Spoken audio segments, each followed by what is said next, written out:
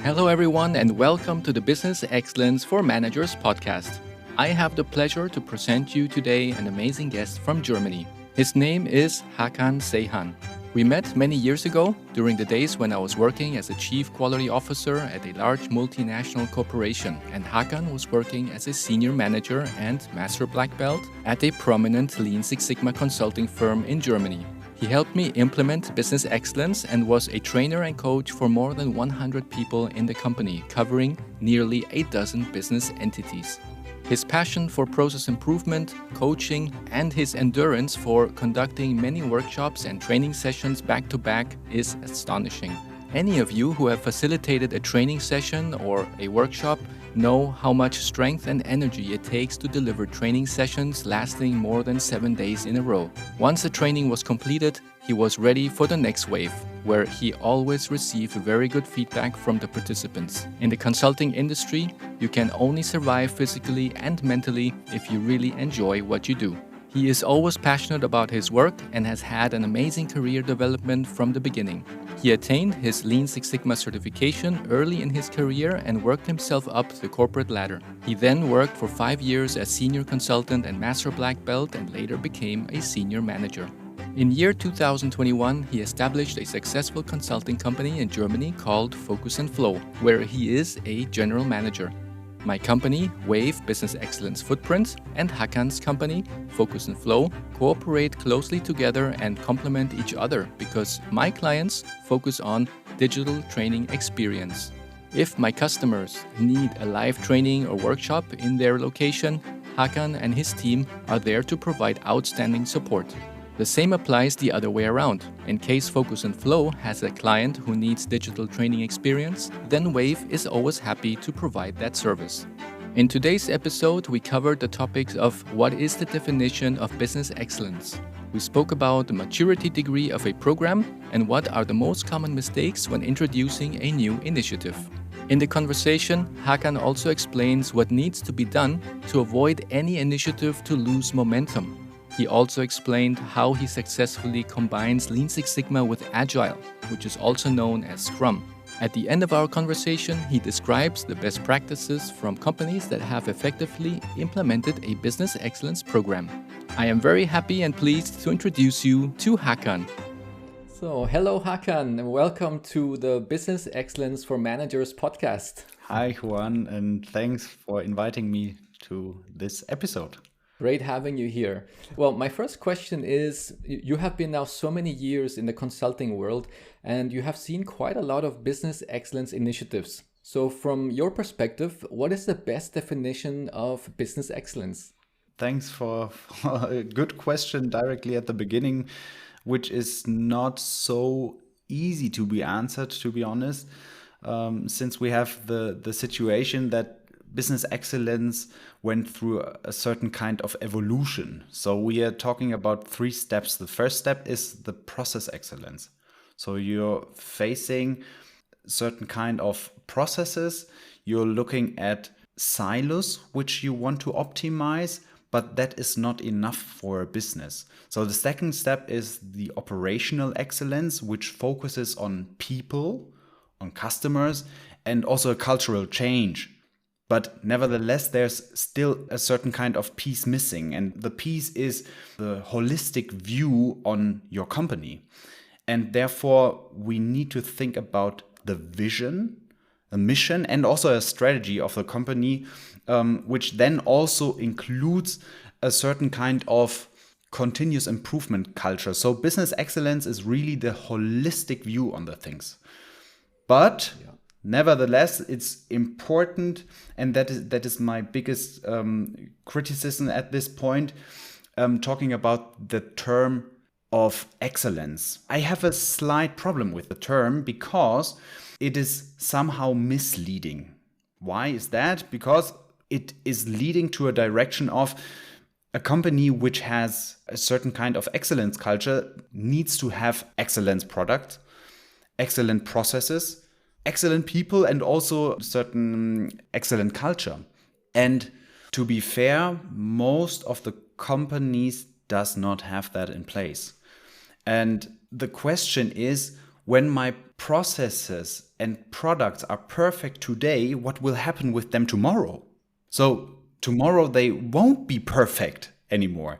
And therefore, the question for me is there another expression which is more or less leading to a certain kind of evolution and development of a company, which is not the term of excellence. But still, I also love the mindset behind the topic of business excellence, that you want to improve holistically together with your customers and your employees. And on the other side, thinking about what is my kind of improvement culture. And I also see that in your business name, Business Excellence Footprint. This is something what I really like, because you really rethink the term, and I think that needs to be allowed.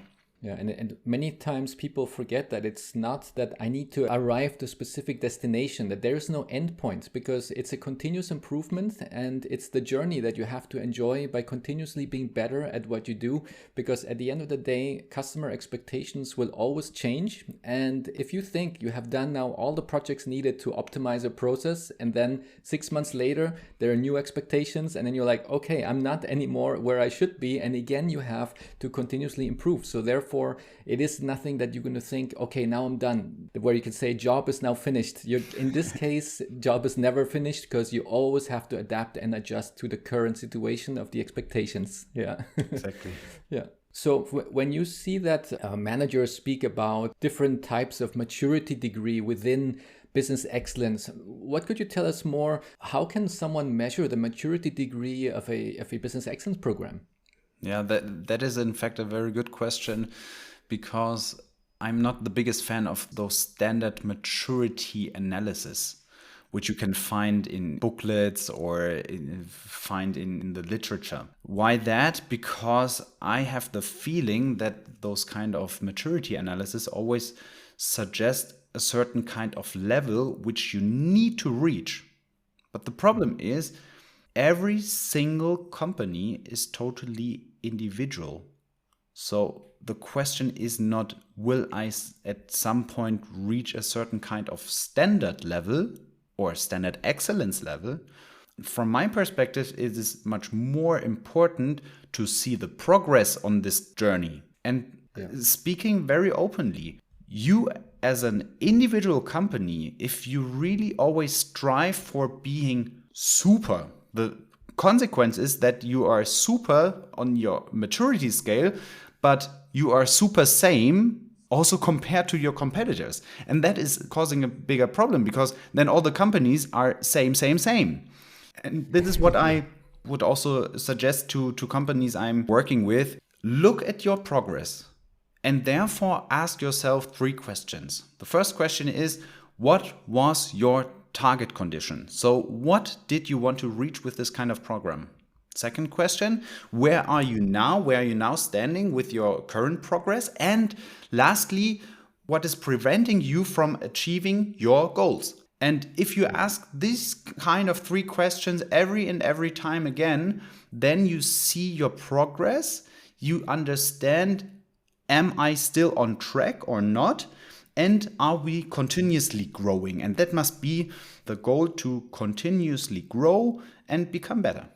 Yeah, I find that really good, because it was always hard for me in the past, when I was also a consultant, to answer that question, because every company is at a different level and they cannot compare their processes with process of another company, even though they're producing maybe a similar output or a similar service. But every company has distinctions, and also because they have different people, a different culture. So all of that, you just need to take your status quo and see how you can progress from there. And it's just like, if you look at yourself as a person and you say, I cannot perform the same as another person. But the thing is that the other person has a different journey as you had. Maybe the other person started 5 years earlier, and that's why it's at a different level. So therefore, everybody has to first look at your own performance, where you are today, and how you can then progress from there on. Yeah. And which are one of the most common mistakes that you have seen so far that companies do when they start with a business excellence initiative? Yeah, there are so many mistakes, so it's hard to find the 3 ones which are mostly common. But I would say there's a systematic mistake what companies do when they start their business excellence initiative. Firstly, most of the time they expect really much. So they set up lighthouse projects with their best people. So in other words, they are high performers. So they searching, where are my high performers? Maybe also train them with the needed skills. And then in the third step, they ask them to search for topics. But the consequence is that most of the time, the topics which are in the area of those high performers are mostly not the right ones, which are mostly important now for the companies. So the consequence is that you don't get the resources you needed, you don't receive all the time you need, and therefore the projects won't be successful. Lastly, it leads to the fact that everyone in the companies see the lighthouse projects as failure and have a gut feeling, hey, if my high performers are even not able to make the project successful, how shall the other people do that? And this is a big mistake. So rather search for the right topics and then search for people who are able to fulfill those projects. Yeah. Secondly, try to bring not in external consulting firms who do the job for you. Rather search for enabling partners who will teach you to do that by your own. Because the problem is, as soon as the consulting firm is out of your company, and hopefully they are soon out because otherwise you're paying much money, the program will be dead. Yeah. I can say that crystal clear. The program will be dead. And that is really a problem what companies are facing. So rather search for an enabling partner who teaches you and coaches you within this progress. And lastly, I would say, very popular topic, which everyone says and names, but always forgotten. And that is the key word about change. So if you want to do a kind of transformation also within the field of business excellence, companies mostly forget the people who are standing behind, who need to do the job, who need to drive the execution of the program. And therefore, they need to be supported in a very tight way. And that is about change. Yeah. So those are the three biggest mistakes from my perspective. Yeah. So I can confirm everything you said, yes, because before we met at the previous company where I was working, I was also working as a consultant. And yes, that's definitely those top points that you mentioned. And especially the area of having the empowerment, so having an enabling partner, because I've seen that the business model of some consulting companies is that they just give them enough information, but not all of the information, because they always want to be called back again to come and help them out. And that's not, I think, a sustainable business model. Doesn't come very good to the customer. And yeah, but it's sustainable for the consulting firms. Exactly. Yeah. So one thing which is very interesting for me to know is that when a company rolls out a new initiative, if it's a quality initiative or if it's a business excellence initiative, it could go on for a couple of years before it loses momentum. But in your opinion, what can be done to avoid that we lose that momentum, and how to keep the spark alive so that the program can be in the company for many years to come? Amazing question. One thing what I always tell the people who come to my trainings is, after the training, stay together as a community. Stay together. So rethink the process. You have similar problems within this kind of journey. So stay in touch, rethink the things you are doing, and try to also see the development of the company as a process which you can then also improve. And joy, positive results, and all those things are then also coming. And to be honest, as I already said, we have individual companies, so they require also individual solutions for this kind of problem, creating the momentum. So some companies really need feasible results. Other companies need better communication. Other companies need practical approaches. So combining training and projects. So this is some kind of different company by company, but create a community, and based on the community, try to develop and evolve it. Yeah, excellent. I think things that companies do not realize is that if a program fades away and they try to reinitiate again a new program in the future, it's always going to cost much more effort, much more time and money, instead of they just focusing on keeping the momentum on the current program. Yeah, and that's something that not many companies are able to do for a long, long time. And if I think about those who have done it now since 10 years, maybe even 20 years, without fading the capacity of bringing good results every single year, it's probably just like a handful that comes to my head right now, because most of the companies fall into the cycle of, okay, there was a start and then it just faded away. Then we start something else with a new name and then it just fades away. And every time this happens, you will have a higher resistance level in the organization, because people have seen all these patterns and people say, oh no, not again, and a similar thing but with a different name. And now, I don't feel like taking part because I already took part last time and it's just going to happen the same like in the previous years. So therefore it gets more and more challenging in the future if this keeps on going over and over again. Yeah. And for the part of Lean and Six Sigma methods, they have been now around for many years. And you have seen the benefits of the transformation that can bring to different industries. And since the last couple of years, there's now the Agile and Scrum method that is being talked about quite often. And I've also heard that you have used these two methods together. You have combined them. And could you tell us more about it and maybe an example? Yeah, that is a very good question, because the question is at first, why is the demand rise in the recent time? And when we talk with managers, most of them tell us that they have the introduction of agility on their top agenda. So it is in fact one of the most important topics. And we were asking ourselves the question, why is that? Why do everyone wants to have the agility in place? And when we ask them, why do you want that? Most of the time we hear terms or sentences like, yes, I want to be more attractive for my employees because the agility brings lower hierarchies with it. And also we want to improve ourselves. We want to be more agile also in a way that we are faster in the adaptation of changing market conditions. We want to be more profitable and so on and so forth. So there are always problems behind which they as managers want to be solved. So they think agility is the right answer.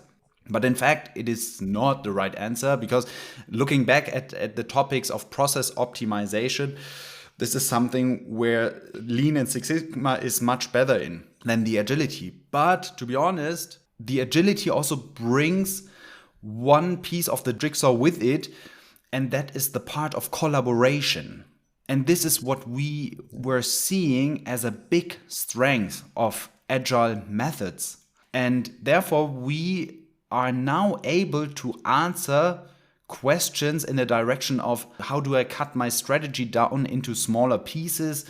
How do I ensure that my teams are working in a cross-functional way on the right topics?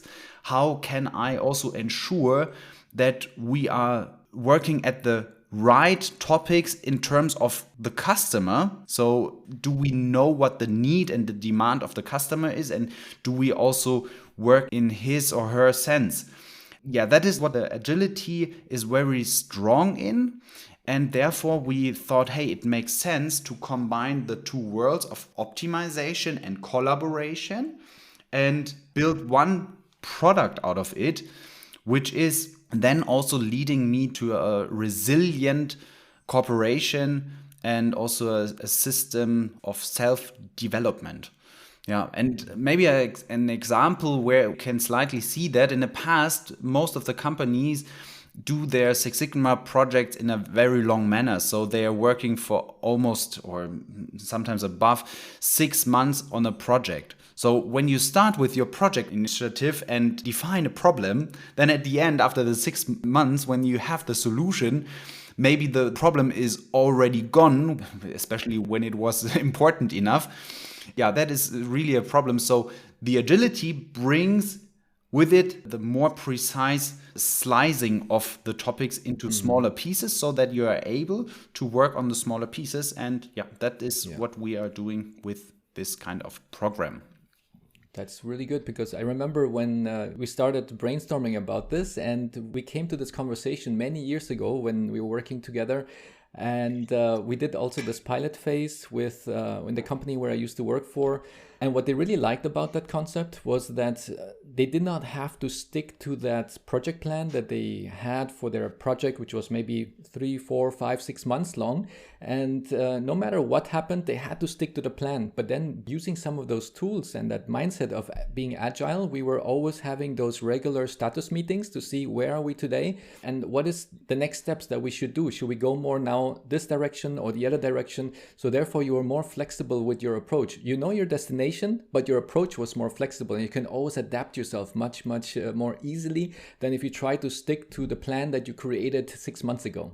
So that was really a great experience. Yeah. Exactly. Cool. So the next question could be quite interesting for a CEO, for example, or a leader from a company.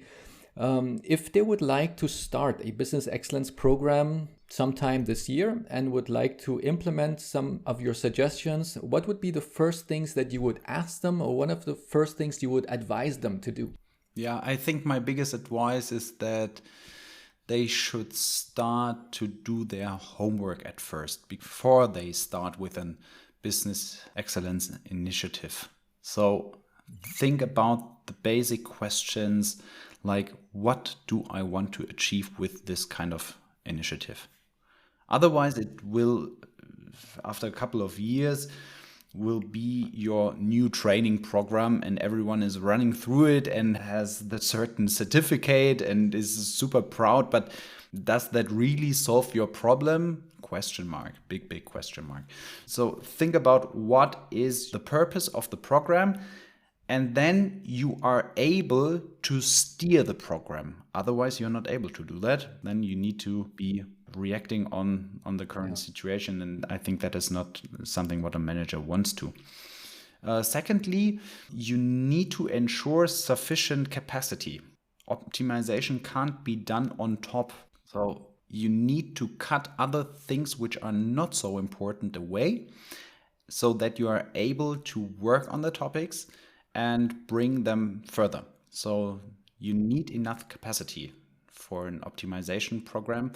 And not just choosing person who are available at that moment. Yeah, exactly. So really think about, do I have capacity? And if I see project teams, they will need roughly 20% of their time. So one work day a week is the minimum level to really make an optimization journey. And lastly, cut your topics down into small pieces, and it's better to have the topics done than having them perfect. So don't make the solutions bigger and bigger and bigger, because then they will require a lot of time for the implementation. Rather think about what are the quick and good solutions which help me in order to be more successful with my topics. Yeah. Exactly. Because as you said, everybody has to decide, what is it that I want to achieve? What is the biggest improvement I want to achieve with that initiative? Is it more maybe the focus on company culture, or is it more the focus on just getting my processes more efficient, or maybe improving my customer satisfaction ratings or the NPS score? So there's so many different directions you can set your focus in. And that's really the first thing I think one should ask themselves. And once they know that, then we know how to make the setup and the deployment so that it fits for their organization and their needs. For the next question, without using any company names, do you have any good examples of companies who have done a deployment, and what have they done? What have you seen? What is it that they did was so good? Yeah, I could easily say the companies where you were at, Juan, were the companies which were very successful. But making it not too easy for me leads me more to the question, what is also the systematic value which they bring in, and what is the benefit what they normally bring in, so the company is evolving. And here I see plenty of companies who do the job very well, and those are most of the time the companies who understand optimization as their new DNS. So they see it as the most important topic in the whole organization to evolve, to develop, to become better. And then this will become also the most important job of the CEO. So not having it somewhere in a small department where the people need to enroll that. No, it must be the job of the boss by him or herself. Yeah, this is where I see companies which are much better than others, understanding it as their most important activity. And it also should be, I think, visible on the organizational chart, because many companies I've seen, they say, oh, where are we going to put this program? Oh, let's hang it up here on the IT, or let's hang it up under communication or somewhere, just to have some place to put it. Yeah. And then you look at the organizational chart and it's somewhere like in the middle maybe, but then there's no power for them to be able to do end-to-end processes and do improvements in areas where it's not even their area of responsibility, because others are going to say, hey, you are an IT person. Why are you coming and want to optimize things that are happening here in sales or in back office? And therefore, when I started with business excellence in one of the companies where I worked for, I told them, I need to be visible in the organizational chart, and I need to be somewhere higher in the organization chart. So ideally right next to the CEO, because we are the ones that will have then the sponsorship and the empowerment to be able to go through the whole organization and look at the end-to-end processes. And that is also the examples that you can see from other companies, like let's just say Toyota, who are very famous on doing all of these kind of initiatives. And you can see on their organization chart, quality officer is very high. And when there's something wrong, then they have to look at what does the quality officer say about that and why did things not work right. And when you see that on the organization chart, then you already know, okay, that's something that's important for that company. And if you look at somebody else's organization chart and say, where is the topic quality in your organization? And you're like, oh, you don't see it here, but it's somewhere hidden behind IT or somewhere hidden behind communications, then they know, and even the employees will see, okay, then that topic cannot be that important really for the organization if it's not even visible on our chart.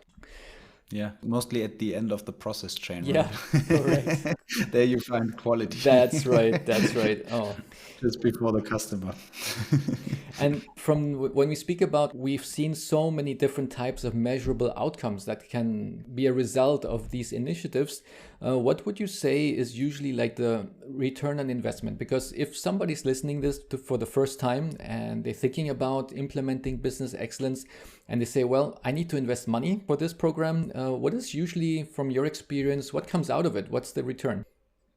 Yeah, indeed, it's also hard to be measured. But what we do since a couple of years is that we directly ask our customers after a certain while, hey customer, what is your result? So what did you achieve? What are your benefits out of the program?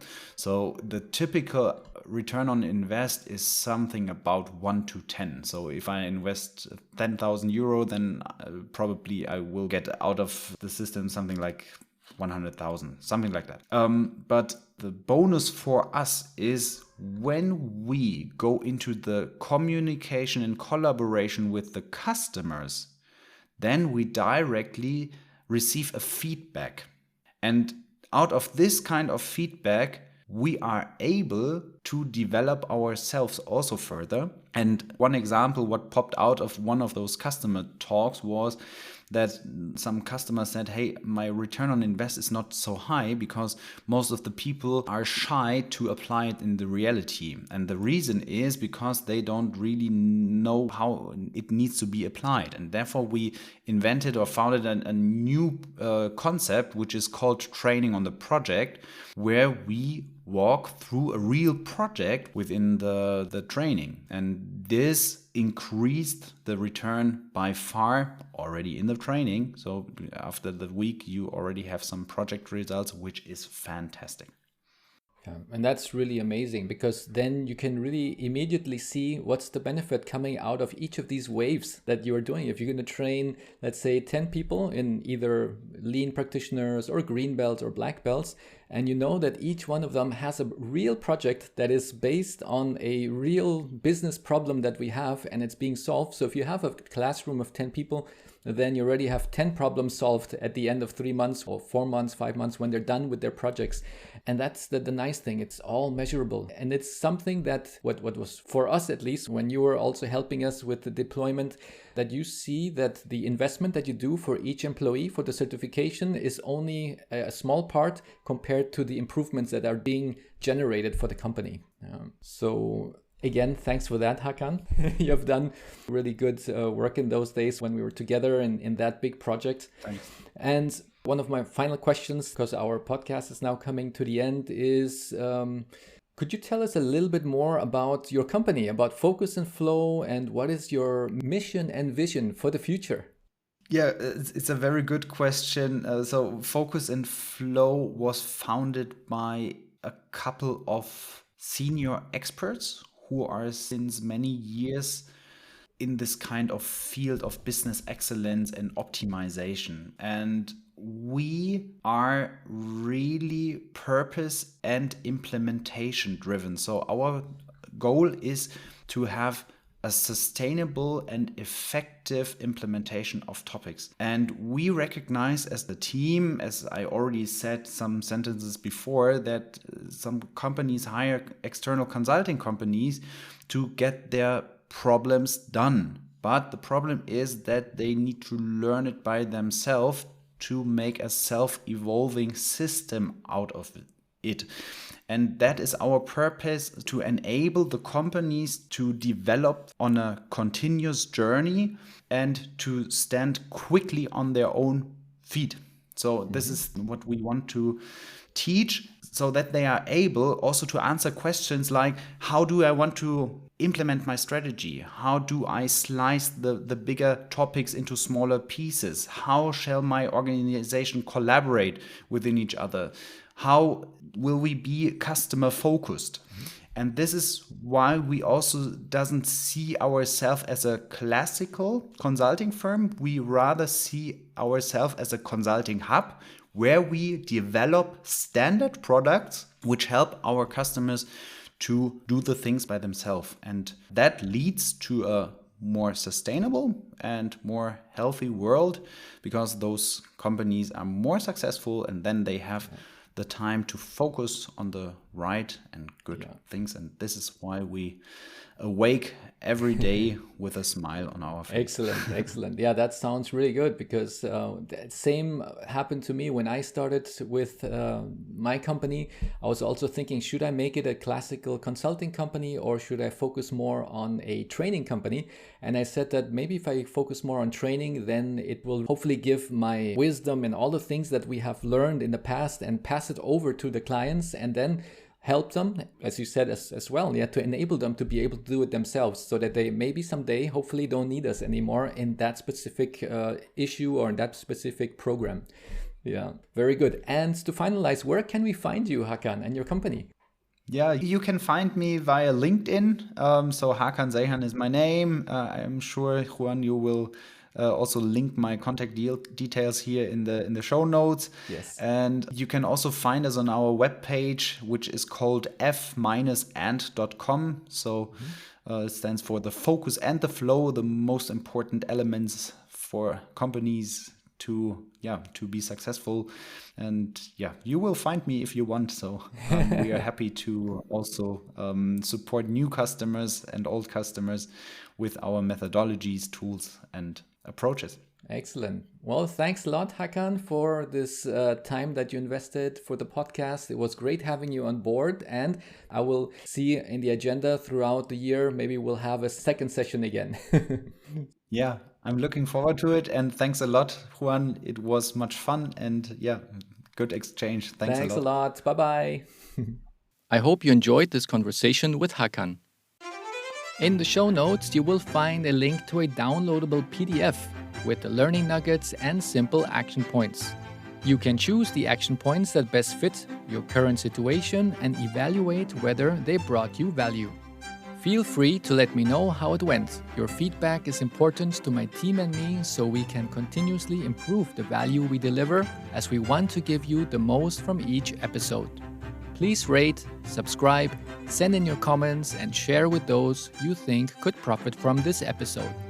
It's very much appreciated, and I am grateful for your messages. I am also a work in progress, and I strive to do things better every day.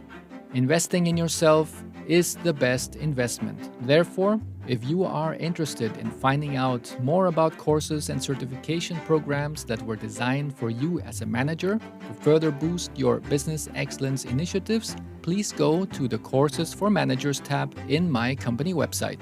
On the other hand, if you want to further develop your employees or perhaps your high performers so that they can bring even more value to the company and learn new skills and methods for solving process issues, then please select Courses for Employees tab on our website www.wave-bef.com. Thank you, stay tuned, and I'm looking forward to seeing you soon in the next episode.